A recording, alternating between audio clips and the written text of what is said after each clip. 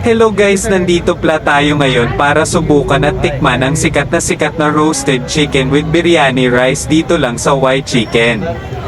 Matatagpuan pala ang White Chicken sa Amang Rodriguez, Pasig City. 10 o'clock ng umaga pa nila nilalabas ang chicken nila pero alas 8 lang ng umaga ayon sa mga nakausap ko marami na nakapila. Alas 10:30 ng umaga na ako nakarating sa White Chicken. Maswerte ako kasi mahigit isang oras lang ako nag-aantay kasi may mga nagpalista na nung tinawag ay wala na kaya napabilis pila ko.